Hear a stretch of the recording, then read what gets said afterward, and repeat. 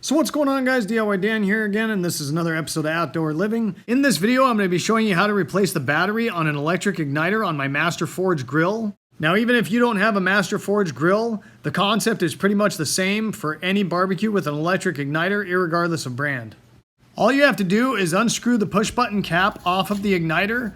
The only difference between brands might be the direction that the battery goes in. On this Master Forge, the positive goes towards the outside of the push button. However, on my Weber grill, the negative side of the battery goes towards the outside. So you just want to pay attention to that, and it should be labeled somewhere on that push button cap.